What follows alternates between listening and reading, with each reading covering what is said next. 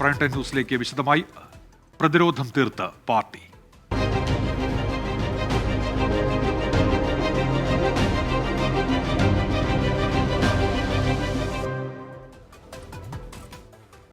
മുഖ്യമന്ത്രിയുടെ മകൾ വീണ വിജയന്റെ എക്സാലോജി കമ്പനിക്കെതിരായ രജിസ്ട്രാർ ഓഫ് കമ്പനീസിന്റെ റിപ്പോർട്ടിനെ രാഷ്ട്രീയമായി പ്രതിരോധിച്ച CPIM EDയുടെയും CBIയുടെയും അന്വേഷണത്തിനുള്ള നീക്കം തെരഞ്ഞെടുപ്പ് മുന്നിൽ കണ്ടാണെന്നാണ് നേതാക്കളുടെ പ്രതികരണം. തെരഞ്ഞെടുപ്പിൽ CPIM BJPയെ സഹായിക്കുന്നതോടെ നിലവിലെ അന്വേഷണം വഴിമുട്ടുമെന്നാണ് UDF നേതാക്കൾ ആരോപിക്കുന്നത്. കരിമണൽ കമ്പനിയായ CMRLുമായി ബന്ധപ്പെട്ട എക്സാലോജിക്കിന്റെ ഇടപാടുകൾ ദുരൂഹമാണെന്നാണ് ROC റിപ്പോർട്ട്. രാഷ്ട്രീയ പ്രേരിതമായ അന്വേഷണങ്ങളെ രാഷ്ട്രീയമായി തന്നെ നേരിടുമെന്നായിരുന്നു CPIM സംസ്ഥാന സെക്രട്ടറി MV ഗോവിന്ദന്റെ പ്രതികരണം. എക്സാലോജിക്ക് രേഖകൾ ഹാജരാക്കിയില്ലെന്ന ROC റിപ്പോർട്ടിലെ പരാമർശങ്ങൾ CPIM കേന്ദ്ര കമ്മിറ്റി അംഗം AK ബാലൻ തള്ളി. ആദ്യം ഇതുമായി ബന്ധപ്പെട്ടുകൊണ്ട് കേന്ദ്ര ഏജൻസികൾ കൃത്യമായ ഒരു അന്വേഷണം നടത്തട്ടെ. ഏത് അന്വേഷണമായാലും ഞങ്ങൾക്ക് ഇവിടെ യാതൊരു പ്രശ്നവുമില്ല. ROC റിപ്പോർട്ട് ആയുധമാക്കുമ്പോഴും കേന്ദ്ര കോർപ്പറേറ്റ് കാര്യ മന്ത്രാലയത്തിന്റെ അന്വേഷണത്തിന് വിശ്വാസ്യതയില്ലെന്ന നിലപാടിലാണ് പ്രതിപക്ഷം. കോടതിയുടെ മേൽനോട്ടത്തിൽ CBIയോ EDയോ അന്വേഷിക്കണമെന്ന് പ്രതിപക്ഷ നേതാവ് VD Satheesan. Prevention of money laundering ആക്ടിന്റെ പ്രൊവിഷനിൽ വന്നാൽ അത് അന്വേഷിക്കേണ്ടത് എൻഫോഴ്സ്മെന്റ് ഡയറക്ടറേറ്റാണ്.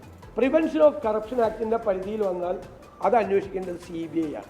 അപ്പോൾ CBIയും EDയും അന്വേഷിക്കേണ്ട കേസാണ് ഇത് എന്ന് രജിസ്ട്രാർ ഓഫ് കമ്പനീസ് എന്ന് പറയുന്ന സ്റ്റാറ്റ്യൂട്ടറി അതോറിറ്റി സർക്കാരിന് റിപ്പോർട്ട് കൊടുത്തു. ലാവ്ലിൻ കേസ് പോലെ എക്സാലോജിക്കിനെതിരായ അന്വേഷണവും ഫ്രീസറിലേക്കാണ് പോകുന്നതെന്ന് KPCC അധ്യക്ഷൻ K സുധാകരൻ പ്രതികരിച്ചു. അഴിമതി കണ്ടെത്തിയിട്ടും മുഖ്യമന്ത്രി പ്രതികരിച്ചില്ലെന്നാരോപിച്ച കേന്ദ്രമന്ത്രി V മുരളീധരൻ പ്രതിപക്ഷ നിലപാടിനെയും ചോദ്യം ചെയ്തു. ഇതിനേക്കാൾ വലിയ അഴിമതി ഇത്രയും വ്യക്തമായിട്ട് പുറത്തു വന്നതിന് ശേഷം മുഖ്യമന്ത്രി ഒരു അക്ഷരം മിണ്ടുന്നില്ല. ഈ കമ്പനി രജിസ്റ്റർ ചെയ്തിട്ടുള്ളത് ബാംഗ്ലൂരാണ്. കർണാടകം ഭരിക്കുന്നത് കോൺഗ്രസ് സർക്കാരാണ്. CBIയുടെയോ എൻഫോഴ്സ്മെന്റ് ഡയറക്ടറേറ്റിന്റെയോ ഒക്കെ അന്വേഷണം VD സതീശൻ കർണാടകത്തിലെ കോൺഗ്രസ് നേതൃത്വത്തോട് ആവശ്യപ്പെടുമോ? എക്സാലോജിക്കിനെതിരായ അന്വേഷണത്തിൽ വിട്ടുവീഴ്ചയില്ലെന്ന് BJP കേരള പ്രഭാരി പ്രകാശ് ജാവ്ദേക്കർ പറഞ്ഞു. 24 തിരുവനന്തപുരം.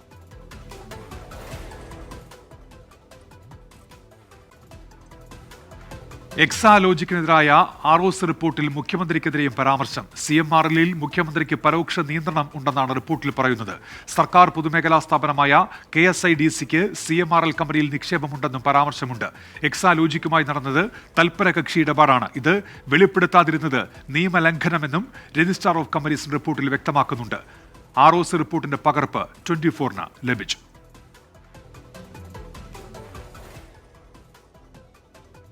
ഗുജറാത്തിലെ ബോട്ട് അപകടത്തിൽ 16 വിദ്യാർത്ഥികൾ അടക്കം 18 പേർ മരിച്ചു. വഡോദരയ്ക്ക് സമീപത്തുള്ള ഹരണി തടാകത്തിലാണ് അപകടമുണ്ടായത്. രക്ഷാപ്രവർത്തനം പുരോഗമിക്കുകയാണ്.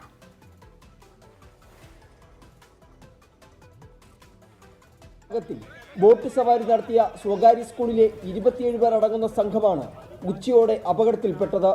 ഇതിൽ 23 പേർ കുട്ടികളും 4 പേർ അധ്യാപകരും.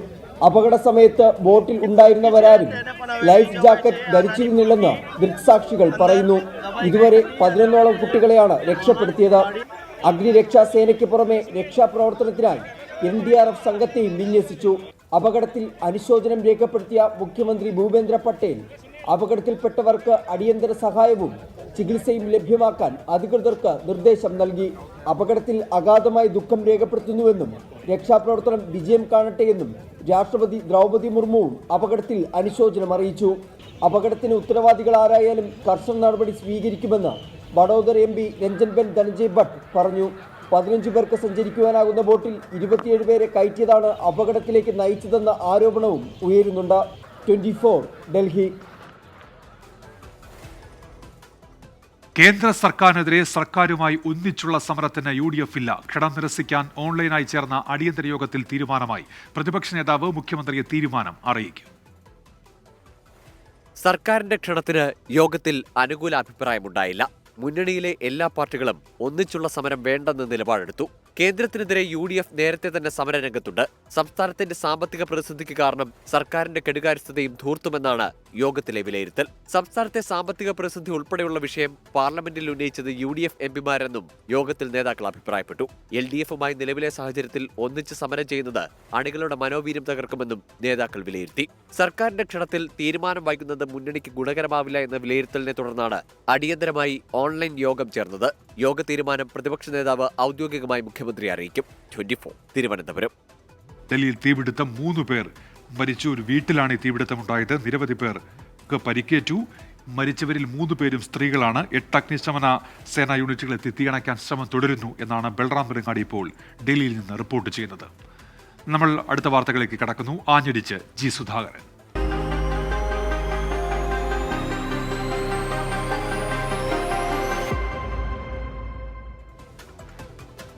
MTക്കെതിരായ പരാമർശത്തിൽ തനിക്കെതിരെ ആദ്യം രംഗത്ത് വന്നത് സജി ചെറിയാനാണെന്ന് തുറന്നടിച്ച് മുൻമന്ത്രി ജി സുധാകരൻ. പാർട്ടി മുഖപത്രമായ ദേശാഭിമാനി തന്നെ അവഗണിക്കുകയാണ്, വ്യക്തിപൂജയെ പിന്തുണയ്ക്കുന്നില്ലെന്ന് വ്യക്തമാക്കിയ ജി സുധാകരൻ മുൻമന്ത്രി കെ ശൈലജയെ വിമർശിച്ചു.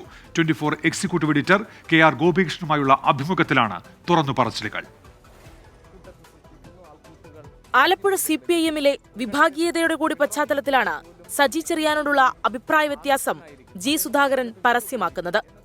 MT വാസുദേവൻ നായരുടെ രാഷ്ട്രീയ വിമർശനത്തോടുള്ള തന്റെ പ്രതികരണത്തെ ആദ്യം ചോദ്യം ചെയ്തതാണ് പ്രകോപനം.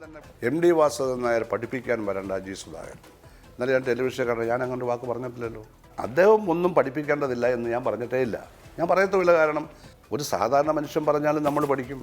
ജനങ്ങളിൽ നിന്ന് പഠിക്കുകയും ജനങ്ങളെ പഠിപ്പിക്കുകയും അതാണ് കമ്മ്യൂണിസ്റ്റുകാർ ചെയ്യുന്നത്. ആലപ്പുഴയിൽ ജില്ലാ സെക്രട്ടറിയുടെ തീരുമാനങ്ങൾക്കൊപ്പമാണ് താൻ. സജി ചെറിയാനെ പറ്റി തന്നോട് ചോദിക്കാൻ മാത്രം പ്രാധാന്യം എന്തെന്നും ജി സുധാകരൻ. സജി ചെറിയാനുമായിട്ട് പഴയ ആ ഒരു സജി ചെറിയാൻ ആരാ? സജി ചെറിയാന്റെ കാര്യം ചോദിക്കപ്പെടുത്ത ആളാരാ?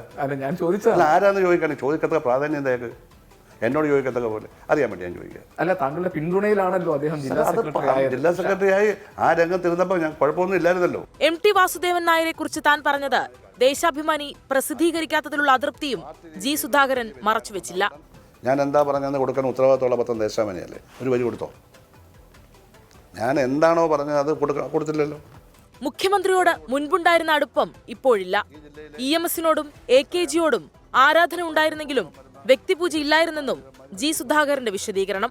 ആത്മകഥ എഴുതിയ KK ശൈലജയ്ക്കുള്ള പരോക്ഷ വിമർശനം ഇങ്ങനെ: ഒരു ദിവസം പോലും ജയിലിൽ പോയി ലാത്ത് കൊണ്ട് ഒരു തല്ല് വാങ്ങിക്കാത്തവരൊക്കെ ഞാൻ കഥ എഴുതുക കേരളത്തിൽ.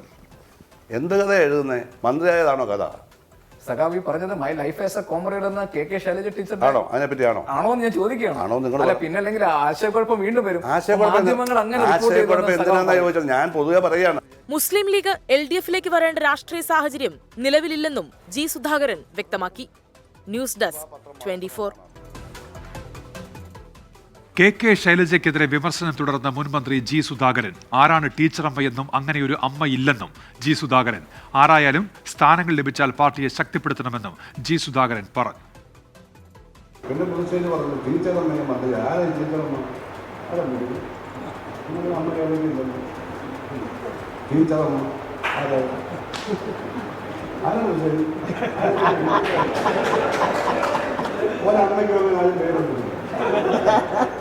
അപ്പൊ അവരവരുടെ പേര് പറഞ്ഞാണ്. അതിനെപ്പറ്റി നമ്മൾ കൂടുതലായിട്ട് പറയുന്നത്. ആയിക്കോട്ടെ, ഒരു പ്രത്യേക ആൾ മന്ത്രിയായില്ലെന്ന് നമ്മൾ വേദനിക്കേണ്ട കാര്യമൊന്നുമില്ല. അതുകൊണ്ടൊന്നും വേദനിക്കേണ്ട കാര്യമില്ല. മന്ത്രിയാവുള്ള ആരെല്ലാം മന്ത്രിമാരായാലും എത്ര പേര് മന്ത്രിമാരായാലും കഴിവുള്ളവർ നാളെ ആകുമായിരിക്കും. പ്രായം വളരെ വാർത്തകളൊന്നും ആയാലും ആകുമായിരിക്കും. മഹാരാജാസിലെ ചോരക്കളി.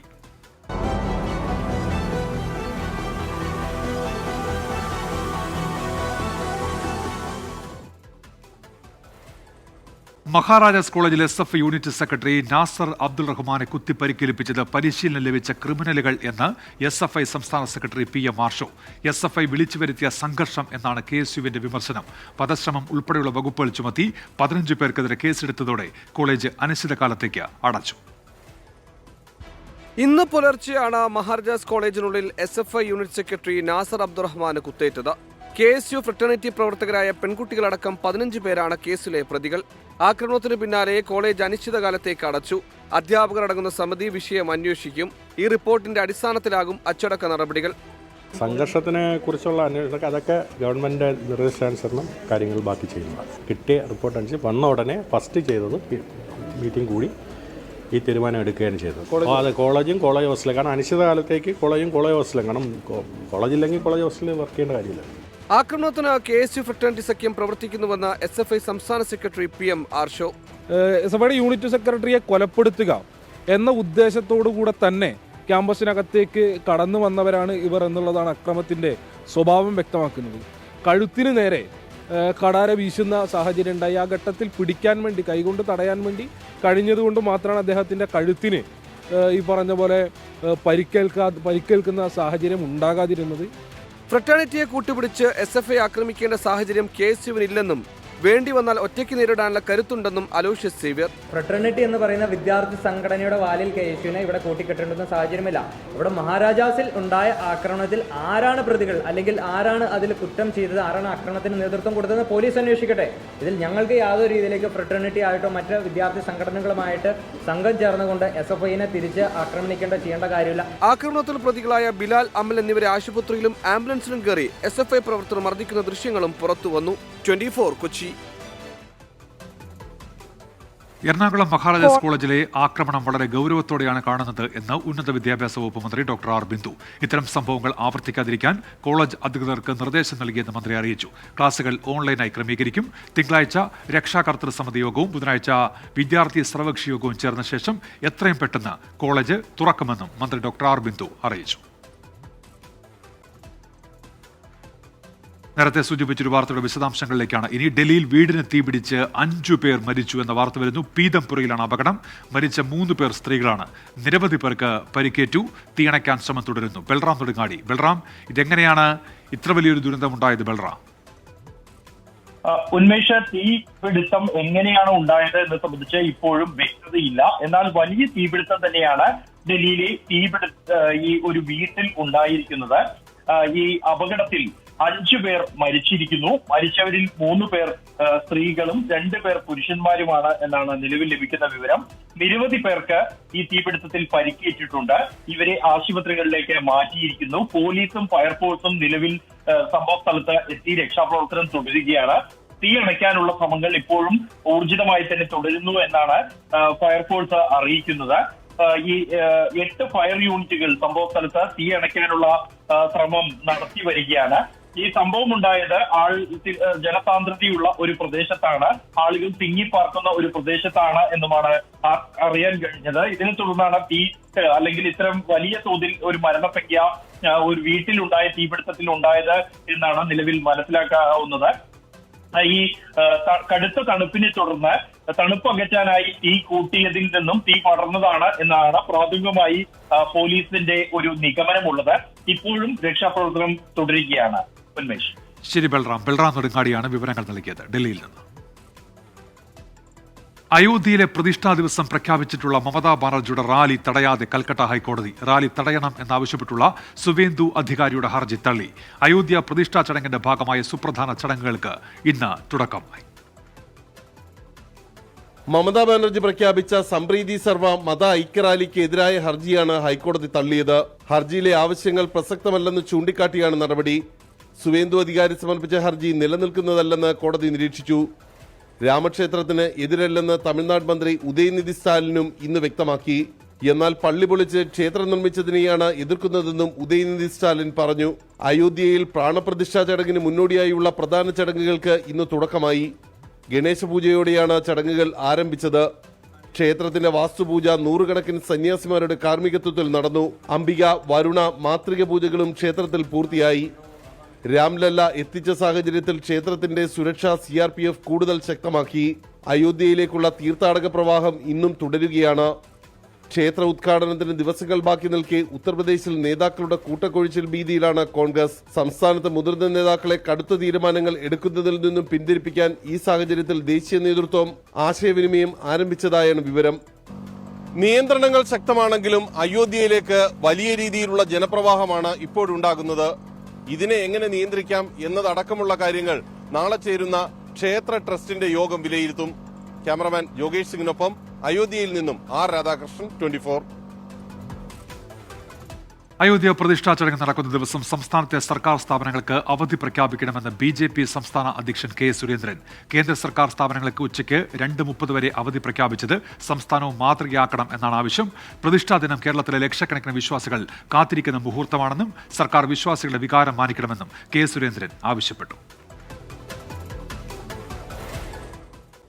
അയോധ്യയിൽ ഇന്ന് ആചാര്യ വരണം ചടങ്ങ് നടന്നു. അയോധ്യ രാമക്ഷേത്രത്തിലെ മുഖ്യ പുരോഹിതൻ ആചാര്യ സത്യേന്ദ്ര ദാസിന്റെ ആശ്രമത്തിൽ സ്വാമി സുനിൽ ദാസ് ആചാര്യ വരണം ചടങ്ങ് നിർവഹിച്ചു. ഈ മാസം 22-ന് അയോധ്യ രാമമന്ദിറിൽ നടക്കുന്ന പ്രതിഷ്ഠയ്ക്ക് മുന്നോടിയായി മുഖ്യ തന്ത്രിയെ ആദരിക്കുന്ന ചടങ്ങാണ് ആചാര്യ വരണം. ക്രിസ്ത്യൻ സമുദായത്തെ ലക്ഷ്യമിട്ട് RSS നടത്തുന്ന പ്രവർത്തനങ്ങളെ തിരിച്ചറിയണമെന്ന് മുഖ്യമന്ത്രി പിണറായി വിജയൻ. ആടുകളുടെ വേഷം ധരിച്ച് ചെന്നായ്ക്കളിൽ നിന്ന് കേരളത്തെ അകറ്റി നിർത്താൻ സർക്കാരിനായെന്നും പിണറായി പറഞ്ഞു. പത്തനംതിട്ടയിലെ കൂമ്പനാട് നടന്ന ഇന്ത്യ പെന്തക്കോസ്ത് സഭ ദശാബ്ദി കൺവെൻഷനിലായിരുന്നു മുഖ്യമന്ത്രിയുടെ പരാമർശം. നിന്റെ അയൽക്കാരനെ നിന്നെ പോലെ തന്നെ സ്നേഹിക്കുക എന്നാണ് യേശു പഠിപ്പിച്ചത്.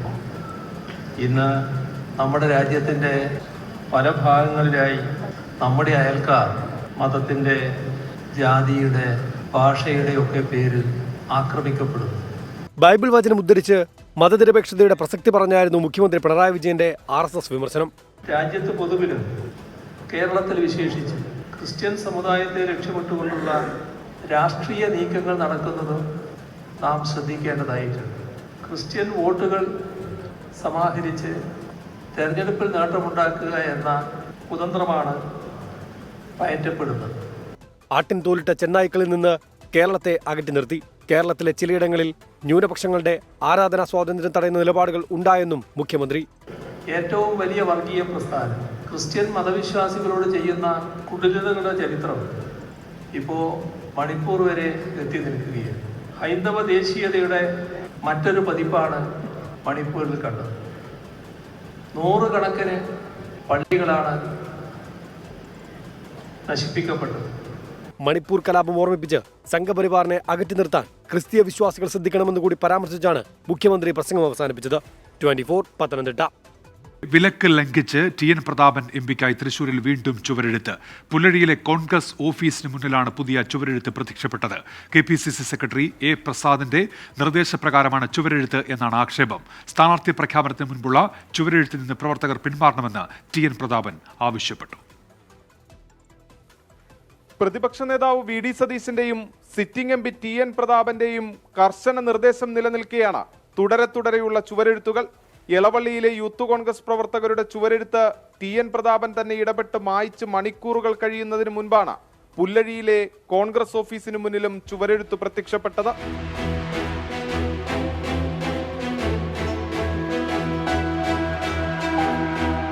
പ്രതാപത്തോടെ പ്രതാപൻ തുടരുമെന്നാണ് പുതിയ ചുവരെഴുത്തിലെയും വാചകം. KPCC സെക്രട്ടറി K പ്രസാദിന്റെ നിർദ്ദേശത്തെ തുടർന്ന് അയ്യന്തോൾ മണ്ഡലം പ്രസിഡന്റ് K സുരേഷിന്റെ അറിവോടെയാണ് ചുവരെഴുത്തെന്നാണ് ആക്ഷേപം. എന്നാൽ സ്ഥാനാർത്ഥി പ്രഖ്യാപനത്തിന് മുമ്പുള്ള നീക്കത്തെ പൂർണ്ണമായും തള്ളിയ TN പ്രതാപൻ MP പ്രവർത്തകർ ചുവരെഴുത്തിൽ നിന്ന് പിന്മാറണമെന്നും ആവശ്യപ്പെട്ടു. 24 തൃശൂർ. പത്തനംതിട്ട തിരുവല്ല വിദ്യാഭ്യാസ പരിശീലന കേന്ദ്രത്തിലെ വിദ്യാർത്ഥിയുടെ ആത്മഹത്യാ ശ്രമത്തിൽ അധ്യാപിക മിലീന ജെയിംസിനെ സസ്പെൻഡ് ചെയ്തു. പൊതുവിദ്യാഭ്യാസ ഡയറക്ടറുടേതാണ് ഉത്തരവ്. വിദ്യാർത്ഥിയുടെ മൊഴിയുടെ അടിസ്ഥാനത്തിൽ അധ്യാപികയ്ക്കെതിരെ പോലീസ് ജാമ്യമില്ലാ വകുപ്പ് ചുമത്തി കേസെടുത്തിരുന്നു. തോൽപ്പിക്കാൻ ശ്രമിക്കുന്നു, വ്യാജ പരാതികൾ നൽകുന്നു, ഇന്റേണൽ മാർക്ക് വെട്ടിക്കുറയ്ക്കുന്നു തുടങ്ങിയ ആരോപണങ്ങൾ ഉയർത്തി തിരുവല്ലയിലെ ജില്ലാ വിദ്യാഭ്യാസ പരിശീലന കേന്ദ്രത്തിലെ വിദ്യാർത്ഥികൾ മലയാളം വിഭാഗം അധ്യാപികയ്ക്കെതിരെ കുറച്ച് ദിവസങ്ങളായി സമരത്തിലായിരുന്നു. ഈ സമരത്തിന് നേതൃത്വം നൽകിയ വിദ്യാർത്ഥിയാണ് ഇന്ന് പുലർച്ചെയോടെ ആത്മഹത്യയ്ക്ക് ശ്രമിച്ചത്. ഞങ്ങളെ സ്ഥാപനത്തിലെ മലയാളം വിഷയ അധ്യാപിക മെലീന ജെയിംസ് ടീച്ചറാണ് ഇതിനൊക്കെ കാരണം. ടീച്ചർ നിരന്തരം ഭീഷണിപ്പെടുത്തുകയും തോൽപ്പിക്കുമെന്ന് പറയുകയും ഇപ്പോൾ പാർട്ടിയിലായാലും മുൻപന്തിയിൽ നിൽക്കുന്ന ആരാണോ ഇപ്പോൾ ഞങ്ങളെ എല്ലാത്തിനും മുമ്പിൽ നിന്ന് അവനായിരുന്നു. അപ്പോൾ അവനെ പേഴ്സണലായിട്ട് വിളിച്ചിട്ടും അല്ലാതെയും തോൽപ്പിക്കും, അങ്ങനത്തെ രീതിയിൽ ഭീഷണിപ്പെടുത്തുന്ന രീതിയിൽ സംസാരിച്ചു. അധ്യാപികയുടെ മാനസിക പീഡനമാണ് ആത്മഹത്യാ ശ്രമത്തിന് കാരണമെന്നാണ് വിദ്യാർത്ഥിയുടെ മൊഴി. ഇതിന്റെ അടിസ്ഥാനത്തിൽ പോലീസ് ജാമ്യമില്ലാ വകുപ്പുകൾ പ്രകാരം കേസെടുത്തതിന് പിന്നാലെയാണ് പൊതുവിദ്യാഭ്യാസ ഡയറക്ടറുടെ സസ്പെൻഷൻ ഉത്തരവ്. അധ്യാപികയ്ക്കെതിരെ SFI പ്രവർത്തകർ ഡയറ്റിലേക്ക് നടത്തിയ മാർച്ചിൽ നേരിയ സംഘർഷമുണ്ടായി.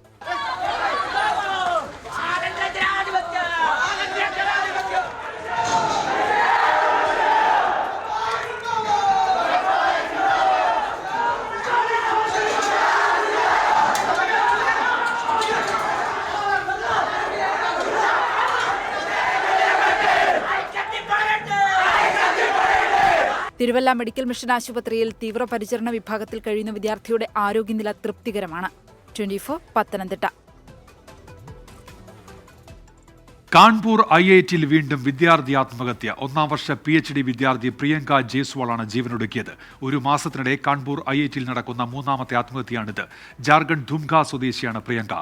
ഹോസ്റ്റലിൽ തൂങ്ങി മരിച്ച നിലയിലാണ് മൃതദേഹം കണ്ടെത്തിയത്. 10 ദിവസം മുൻപാണ് പ്രിയങ്ക കാൺപൂർ IITയിൽ PhD പ്രവേശനം നേടിയത്.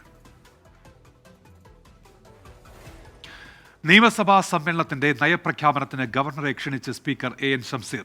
രാജ്ഭവനിൽ എത്തിയാണ് സ്പീക്കർ ഗവർണറെ ക്ഷണിച്ചത്. ഗവർണർ വായിക്കേണ്ട നയപ്രഖ്യാപന പ്രസംഗത്തിന്റെ കരടിന് മന്ത്രിസഭ അംഗീകാരം നൽകിയിരുന്നു. നയപ്രഖ്യാപനത്തിലെ കേന്ദ്ര സർക്കാർ വിരുദ്ധ പരാമർശങ്ങൾ ഗവർണർ വായിക്കുമോ എന്നാണ് ഇനി അറിയേണ്ടത്. നിയമസഭയിൽ സർക്കാരിന്റെ നയം പ്രഖ്യാപിക്കുന്നതിന് ഗവർണറെ ക്ഷണിക്കാൻ സ്പീക്കർ AN ഷംസീർ രാജ്ഭവനിലെത്തിയത് വൈകിട്ട് 6-ന്. ഗവർണർ സ്പീക്കർ കൂടിക്കാഴ്ച 20 മിനിറ്റ് നീണ്ടു.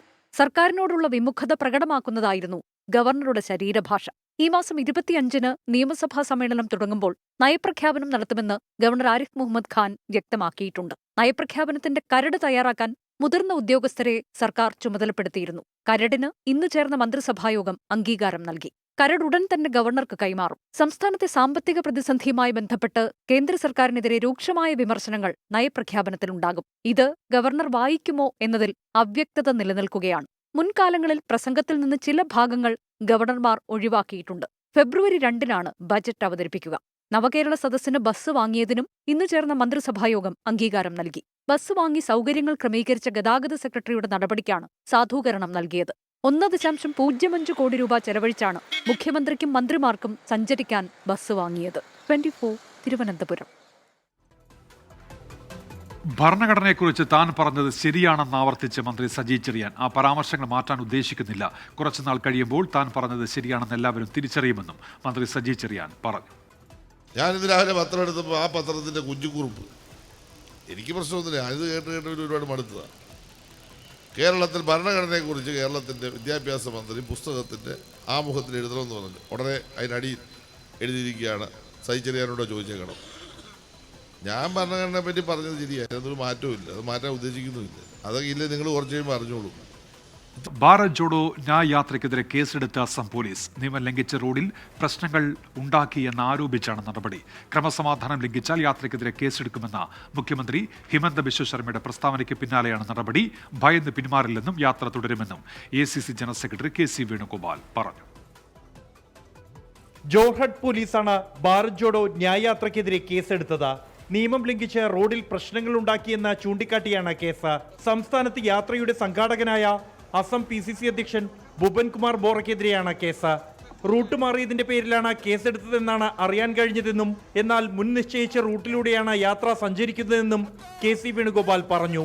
ഇന്ന് ഗുവാഹത്തിയിൽ നടത്തിയ വാർത്താ സമ്മേളനത്തിൽ ക്രമസമാധാന ലംഘനം നടത്തി നഗരത്തിലൂടെ യാത്ര നടത്തിയാൽ ഗുവാഹത്തി കടന്ന് സിലിഗുഡിയിലെത്തിയാൽ യാത്രക്കാരെ പിടികൂടാൻ ഉത്തരവിടുമെന്ന് മുഖ്യമന്ത്രി ഹിമന്ത ബിശ്വ ശർമ്മ പറഞ്ഞു. രാവിലെ യാത്രയുടെ 5-ാം ദിനം അസമിൽ ആരംഭിച്ച രാഹുൽ ഗാന്ധി BJPയും ഹിമന്ത ബിശ്വ ശർമ്മയും അസമിനെ വിഭജിക്കുകയാണെന്നും രാജ്യത്തെ ഏറ്റവും അഴിമതി നിറഞ്ഞ സർക്കാർ അസമിലാണെന്നും വിമർശിച്ചിരുന്നു. അസമിൽ 17 ജില്ലകളിലായി 833 കിലോമീറ്റർ ഭാരത് ജോഡോ ന്യായ് യാത്ര സഞ്ചരിക്കും. 24 Delhi. Mobile and home appliances ബ്രാൻഡായ ഓക്സിജനിൽ ഏറ്റവും പുതിയ മൊബൈൽ ബ്രാൻഡായ റെഡ്മി നോട്ട് 13 സീരീസിന്റെ ഗ്രാൻഡ് ലോഞ്ചിംഗ് നടന്നു. പ്രീ ബുക്ക് ചെയ്തവർക്ക് നടി സാനിയ അയ്യപ്പൻ പുതിയ മോഡൽ കൈമാറി. CEO Shijo K. തോമസ് അധ്യക്ഷനായി. Tamil Nadu Kerala zonal head A. Jayaprakash, Kerala head Prijo Peter, distribution partner Jubin Mathew എന്നിവർ ചടങ്ങിൽ പങ്കെടുത്തു. ലോഞ്ചിനോടനുബന്ധിച്ച് മ്യൂസിക്കൽ ഇവന്റും നടന്നു. ഇനി ചില വാർത്തകൾ ചുരുക്കത്തിൽ.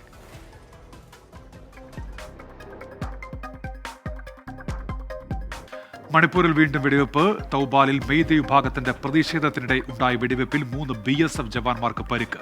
മൊറയിലെ വെടിവെപ്പിൽ ചികിത്സയിലിരുന്ന ഒരു സൈനികൻ കൂടി വീരമൃത്യു വരിച്ചു. ജമ്മുകശ്മീരിലെ നൌഷേരയിൽ കുഴിബോംബ് സ്ഫോടനത്തിൽ ഒരു ജവാന് വീരമൃത്യു. 2 ജവാന്മാർക്ക് പരുക്കേറ്റു. ബിൽക്കിസ് ബാനു കേസിൽ കീഴടങ്ങാൻ സാവകാശം തേടി പ്രതികൾ സുപ്രീം കോടതിയിൽ 6 ആഴ്ച വരെ സമയം നീട്ടി നൽകണമെന്ന ആവശ്യം. ഹർജി കോടതി നാളെ പരിഗണിക്കും. കുസാറ്റിൽ 4 പേരുടെ മരണത്തിന് ഇടയാക്കിയ അപകടത്തിന് അധ്യാപകരുടെ അശ്രദ്ധ കാരണമായെന്ന് സർക്കാർ ഹൈക്കോടതിയിൽ. ജുഡീഷ്യൽ അന്വേഷണം ആവശ്യപ്പെട്ട് സ്കൂൾ ഓഫ് എഞ്ചിനീയറിംഗ് മുൻ പ്രിൻസിപ്പൽ ദീപകുമാർ സാഹുവും സത്യവാങ്മൂലം നൽകി. പോലീസ് റിപ്പോർട്ട് രജിസ്ട്രാറെ സംരക്ഷിക്കുന്നതാണ് എന്ന് സത്യവാങ്മൂലത്തിൽ ആരോപണം. AFC ഏഷ്യൻ കപ്പ് ഫുട്ബോളിൽ ഇന്ത്യ നോക്കൌട്ട് കാണാതെ പുറത്ത്. തുടർച്ചയായ 2ാം മത്സരത്തിലും തോറ്റതോടെയാണ് ഇന്ത്യയുടെ പ്രതീക്ഷകൾ അവസാനിച്ചത്. ഉസ്ബെക്കിസ്ഥാനോട് മറുപടിയില്ലാത്ത 3 ഗോളിനായിരുന്നു ഇന്ത്യയുടെ തോൽവി. മലയാളികളടക്കമുള്ള വൻ ആരാധകരുടെ പിന്തുണ ഉണ്ടായിരുന്നിട്ടും ഇന്ത്യക്ക് ഒരു ഗോൾ പോലും നേടാനായില്ല. ഷിനിജിങ്ങിലെ പാളിച്ചയും ഫിനിഷിംഗിലെ പാളിച്ചയും പ്രതിരോധത്തിലെ ആശയക്കുഴപ്പങ്ങളുമാണ് ഇന്ത്യക്ക് തിരിച്ചടിയായത്.